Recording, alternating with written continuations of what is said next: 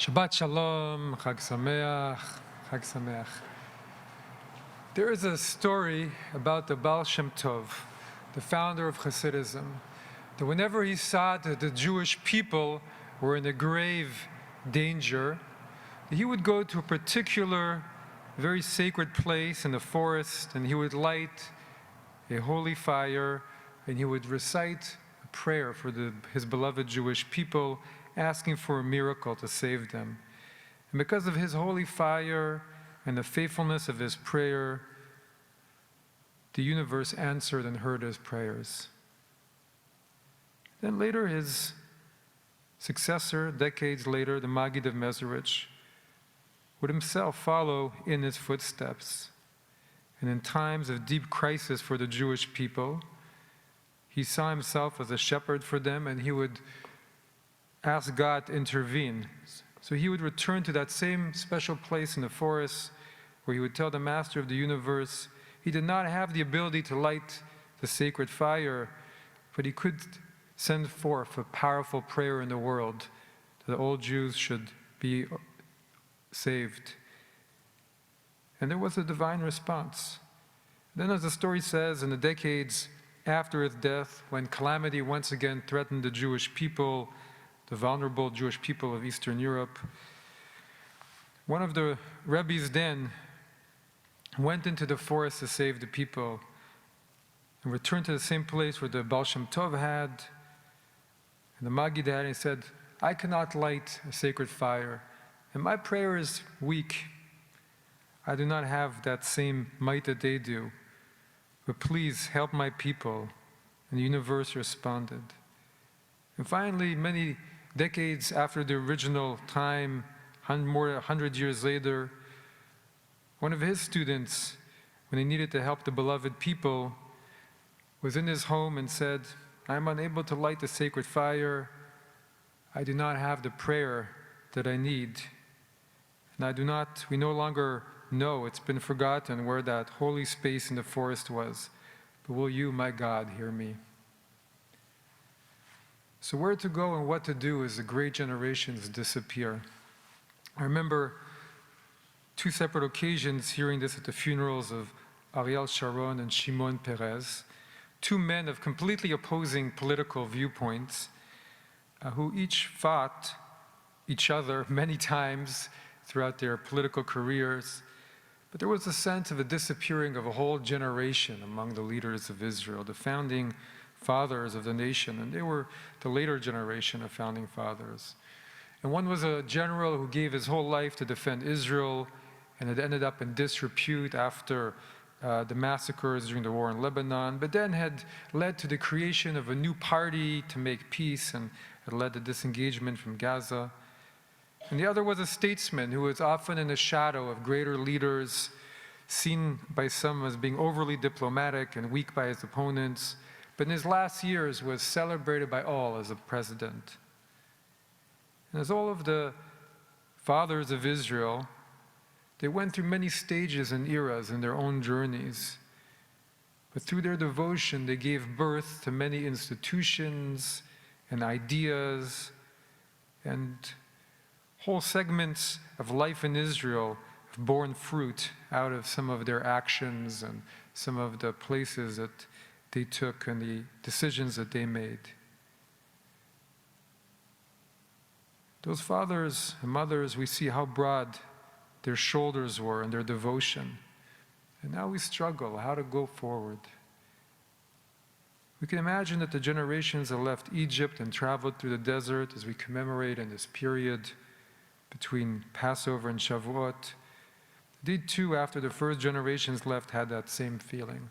And they too witnessed wondrous events, the early ones, different perhaps than what we witnessed, the Six-Day War and the War of Independence, greater. And they left Egypt and they came to Sinai and they wandered through the wilderness. Such a powerful period that even hundreds of years later, our tradition referred back to it. The prophet Jeremiah said about those years of unparalleled love between God and the Jewish people, and how everything came together. The devotion of your youth, your love of the bride, how you followed me in the wilderness, in a land not sown. King David and Psalms that we still read thousands of years later talked about those 40 years, both the good part and the not so good part. And for them too, we can imagine that the generations that followed them, how to walk in those footsteps, how to follow Moses and Joshua. And they must have missed and Miriam, and they must have missed their fathers and mothers. We often think of that generation for their slave mentality, right? That's what we think about in this period, the lost generation who couldn't enter the land. And perhaps it was true, but they also must have had other great leaders among them who led and encouraged the people and took the words of Moses and Joshua and Miriam and spread them across the camp. And the very first priests of the people and the very first warriors after slavery who fought and defeated Amalek, and all of the people, every single one of them who stood at Sinai, the experiences that forged a whole nation. So lofty that we have trouble believing in them. Did this really happen? And we know from our own scriptures that once that initial period was gone of greatness, the people entered a very tumultuous and challenging and difficult and dark period for hundreds of years. And in this nation too, after the founding, all the strife that led to the Civil War and the many, many deaths that happened then. And how did they do in all those years of darkness to hold on to the aspiration of what had preceded them, of the greats? And how do we keep the lessons and values and stories of those people alive? Well, they did what we do. Thousands of years later, we continue to read about them. Every year, every month, every week, when we come to this building, as we have for millennia, we remember this sacred story, and we keep telling it as the core of who we are, and we recount it forever, unchanged. The improbable events and God's mercy through it, the greatness of those leaders, the greatness of the whole generation. We count days and we read, and we try to imbibe a little bit of it ourselves, a little bit of that spirit, because we do not want to forget what it is all about, the greatness of that time of a whole people. So we hold on to all these details, every letter and every truth, even at the same time as we no longer really know almost anything about it. We no longer know where it happened. Mount Sinai, where is that? We heard a story. At least we still remember the chipazon, the haste of those who had to leave. And we think of the stranger in our own lives, in our own midst. And we hope that it guides us as we face new problems that would have been unthinkable to them, that would have puzzled them. And we try to have faith that if we bring the same devotion and sacrifice, that it will be enough, that we have what it takes. And we too will be drawn to the woods, the wilderness, a mountain, and have what we need to play our part for our beloved people. And it will birth new leaders, a Lincoln, to meet the times, to meet the dark times. And in the end, we do not read all of this for nostalgia, to remember the good old times, but for us too to believe that it is possible to sacrifice and to devote and to leave all behind for what we truly believe in, and for men and women to rise and find their purpose and be elevated to greatness as the children of the divine. There was a Kabbalist in Jerusalem, one of the most famous of his day in the second half of the 20th century. And he believed, Kabbalah believes in reincarnation and Gilgul as it's called, and he believed that the generation who led the Jewish people back to the land and birthed the nation, that they were the same souls that had left Egypt all those thousands of years ago, reincarnated. And those are the ones we know. We said not only the great leaders that we all know about, but all the people, the whole generation, the everyday people who endured and braved. I remember years ago when we went on our congregational trip to Israel, and we walked through the graves at Har Herzl, which is at the cemetery in Jerusalem. And you walk around, and heroes left, right, and center, as the Jewish people had not known for thousands of years, Rabbi and Hannah Senich, and just leaders who gave everything, their entire lives at young ages, for our people, for our history.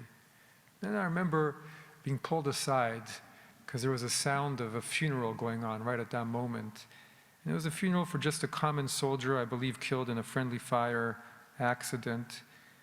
And they were surrounded by family members who were crying and wailing. And I remember looking at them and thinking, the people are still so good. They're such good people, so many good people. I could see in their faces real salt of the earth, real, powerful. So it's more complicated. But I believe they have what it takes, had what it takes, we have what it takes. And even if it takes months or years or decades, they're full of the same prayer, and that same prayer will bear fruit, as long as we keep remembering where we come from and what is possible. We have a tradition from Rav Kook, but channeling Maimonides too, and that why don't we have those prophets of yore, the Abrahams and the Sarahs and the Moseses and the Miriams, and why don't we have these miracles that we read about, that we're asked to believe in? And he said, well, it's because we do not need them. The world is different. Those leaders are in all of us. Their love of freedom, their openness and flexibility, yet strength, and self-belief in their values. They live within us, and we have the power to create that here, everywhere. If we try, even though we are not them, we too can leave the narrow straits on our own 2 feet, step by step, walk and make redemption happen, walking into the great expanses of liberty. Chag Sameach.